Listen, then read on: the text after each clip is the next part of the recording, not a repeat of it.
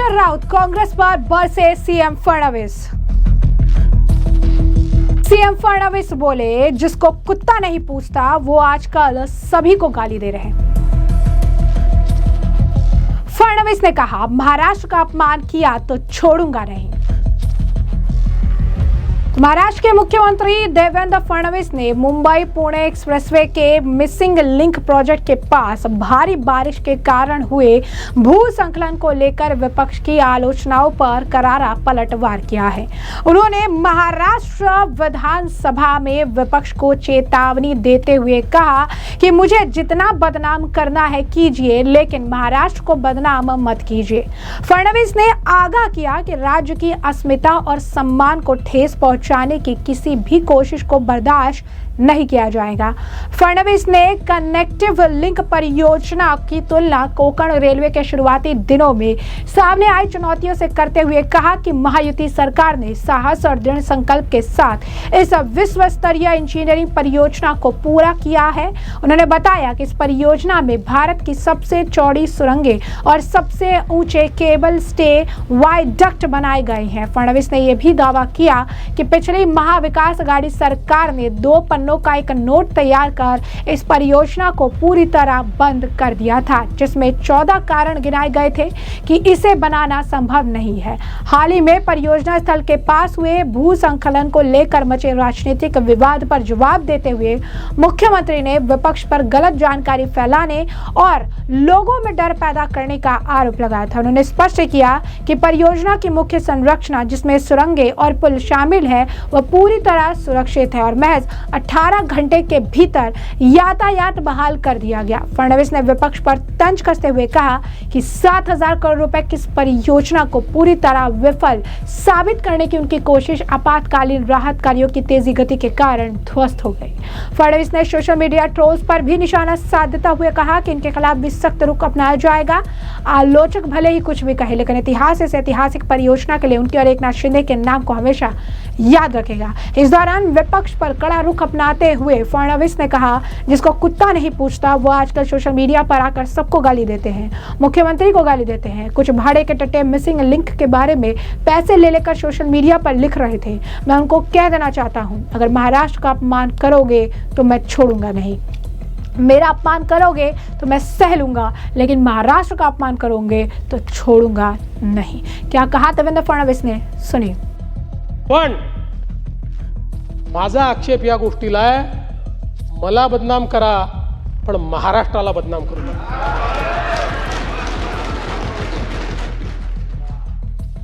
आजमी साहब, हमारे जयंत राव जी ने सही बात कही, जिनको कुत्ता नहीं पहुंचता वो आजकल सोशल मीडिया पर आकर सबको गाली देते हैं, मुख्यमंत्री को भी गाली देते हैं। ऐसे कुछ भाड़े के टट्टे इस मिसिंग लिंक के बारे में भी पैसा ले लेकर सोशल मीडिया पर लिख रहे थे। उनको भी कह देना चाहता हूं, अगर महाराष्ट्र का अपमान करोगे छोड़ूंगा नहीं।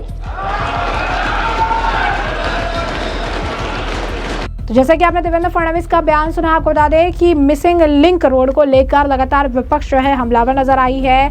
महाराष्ट्र कांग्रेस और साथ ही साथ उद्धव सेना के आप कह सकते हैं संजय राउत तो इस मामले पर काफी ज्यादा बयानबाजी करते दिखाई दिए हैं। उद्धव ठाकरे की शिवसेना के राज्यसभा सदस्य संजय राउत ने राम मंदिर ट्रस्ट और महाराष्ट्र सरकार को लेकर गंभीर आरोप लगाए। उन्होंने राम मंदिर ट्रस्ट में वित्तीय अनियमितताओं की कानूनी जांच की मांग की। संजय राउत ने कहा कि केवल इस्तीफे से मामला खत्म नहीं होगा। इसके साथ ही उन्होंने महाराष्ट्र की मिसिंग लिंक परियोजना को लेकर भी राज्य सरकार पर भ्रष्टाचार और घटिया निर्माण का आरोप जो है लगाया है। संजय राउत ने कहा कि राम मंदिर ट्रस्ट में भ्रष्टाचार के आरोपों के बाद इस्तीफे हुए हैं, लेकिन इससे सवाल खत्म नहीं हो जाते। उन्होंने सवाल उठाते पूछा कि राम मंदिर में कोई लूट का जवाब कौन देगा। इस दौरान उन्होंने ये भी कहा कि किस तरीके से इस मामले में यानी इस लिंक रोड पर भी चोरी हुई है। उन्होंने आरोप लगाया कि किस तरीके से राम मंदिर ट्रस्ट में 2000 करोड़ रुपए का घोटाला हुआ और इसके इसके साथ ही साथ उन्होंने महाराष्ट्र के मिसिंग लिंक परियोजना को लेकर भी टिप्पणी की। कहा इस परियोजना के क्षतिग्रस्त होने से 6,700 करोड़ रुपए बर्बाद हो गए। संजय राउत ने इसे देश के सबसे बड़े भ्रष्टाचार मामलों में से एक बताते हुए कहा कि मुख्यमंत्री देवेंद्र फडणवीस जो खुद को इंफ्रामैन कहते हैं और उप मुख्यमंत्री को इसकी जिम्मेदारी जो है लेनी चाहिए, क्योंकि यहाँ पर पूरी तरीके से घोटाला हुआ है। मेरे पास सबूत है किस तरीके से पैसे दिए गए हैं इस मामले में और जो आप कह सकते हैं पार्टी को इसको लेकर पैसा गया है। क्या कहना है संजय राउत का, सुनिए। तो जैसे देखिए, मिसिंग लिंक जिस तरह से टूट गया है, 6,700 करोड़ पानी में बह गए। कल अपने आप को इंफ्रामैन कहने वाले देवेंद्र फडणवीस ने महाराष्ट्र को कैसे डुबाया है उसका ये उदाहरण है। मुझे लगता है सबसे बड़ा भ्रष्टाचार इस देश का है missing link. Chief minister, deputy chief minister जो बीमार चल रहा है आजकल, तो ये दोनों ने जिम्मेदारी लेनी चाहिए कि इस मिसिंग लिंक के जो काम हो गया है, जो ठेकेदारी हो गई किसको जी, उससे उनको पैसा मिला है, कमीशन, दलाली सब कुछ मिला है, पार्टी को फंड मिला है ऑफिशियल। मैं आपको एविडेंस दे सकता हूँ। तो ये जिम्मेदारी लेनी चाहिए और विधानसभा में असेंबली चल रही है, उसमें बताना चाहिए ये क्यों हो गया। बारिश बढ़ गई, बारिश का जोर बढ़ गया इसलिए टूटा। 100 साल से हमारे यहाँ ब्रिजेस, पुल है, डैम्स है। आपको मालूम होगा ना, नेहरू के ज़माने से, ब्रिटिशों के ज़माने से यहाँ तालाब बने हैं, डैम बने हैं, ब्रिजेस बने हैं, वो नहीं टूटे। और ये मिसिंग लिंक 6 महीने में टूट जाता है, उसका मतलब है उसमें सीमेंट और मिट्टी नहीं है, उसमें सिर्फ भ्रष्टाचार है, बस और कुछ नहीं है। आपने संजय राउत का बयान सुन लिया। इसी के साथ साथ कांग्रेस के अन्य नेता यानी नाना पटोले और विजय नामदेव राव भी इस मामले पर प्रतिक्रिया देते नजर आए। क्या कहना है नाना पटोले का और इनका यानी विजय नामदेव राव का, सुनिए। भ्रष्टाचार को समर्थन करना ये मुख्यमंत्री का बहुत अच्छा टेक्निक आपको देखना मिलता है और उसी के आधार पर उन्हें उसकी बहुत अच्छी तारीफ की। लेकिन बरसात ने उनके पहले ही 1 मई को इसका इनॉग्रेशन हुआ और आपको हम 5 जुलाई को उसकी पोल खोल हुई।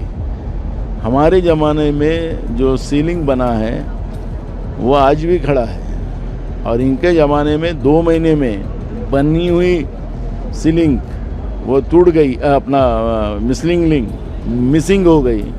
ये कितना बड़ा पाप है।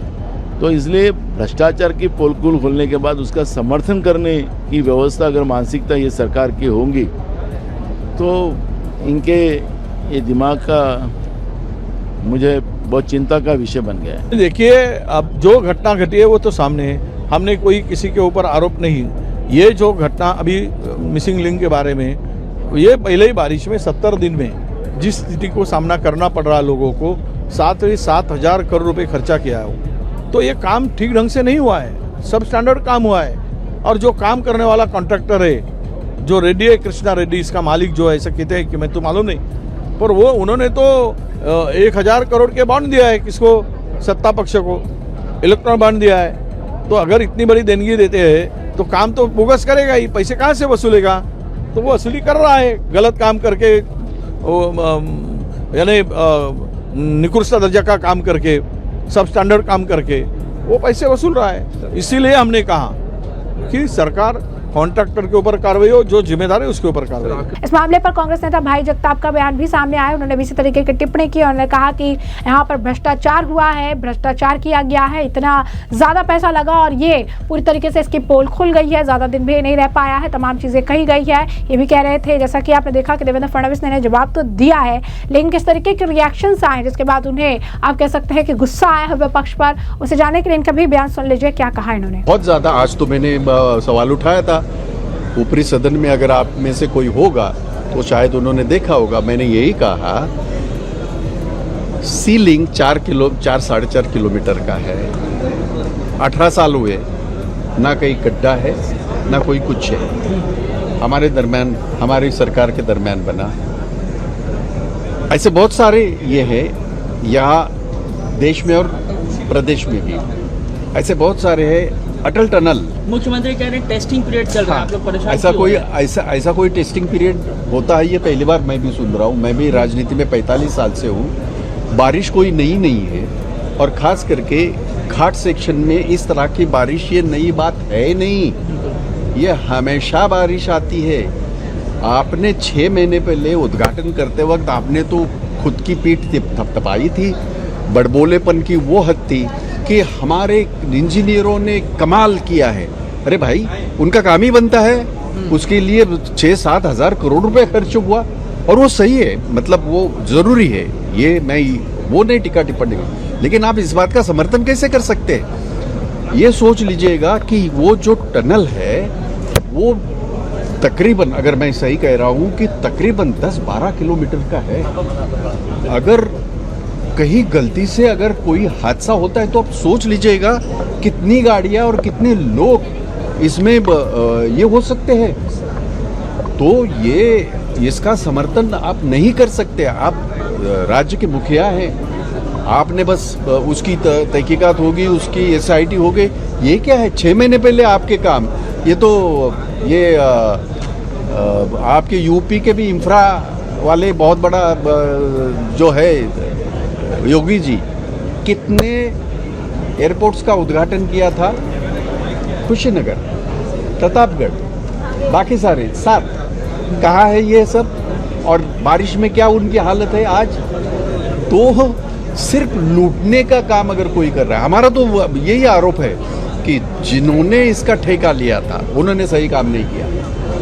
अटल सेतु की बात करते हैं आप, जो कि जरूरी है, मुंबई के लिए जरूरी है, पर अटल सेतु में आपने देखा होगा इस बात को 2 साल हो गए, पूरे गड्ढे थे। तो हमारा सवाल, और इससे चाहे मुख्यमंत्री हो, चाहे जो भी PWD मिनिस्टर हो, उनको बुरा नहीं लगना चाहिए। उन्होंने उल्टा ये जिन्होंने ये निर्माण किया, जिन्होंने ये कॉन्ट्रैक्ट किया, उनको ये करना चाहिए, बजाय कि उसके आप विरोधियों को क्यों कह रहे? मुझे तो ताज्जुब लगता है। तो इसमें आपने तमाम बयान सुन लिया और हमने आपको जो पूरा मामला है विस्तार से बता दिया कि पूरा मामला क्या है, किस तरीके से देवेंद्र फडणवीस ने संजय राउत और महाराष्ट्र कांग्रेस की जो है खटिया खड़ी कर दी। यहाँ पर उन्होंने जबरदस्त तरीके से जो है इनको मुंह तोड़ जवाब दिया है, करारा जवाब दिया है। और अब इस पूरे मामले पर आपकी भी राय हो कमेंट सेक्शन में कमेंट करके जरूर से जरूर साझा करिएगा। धन्यवाद।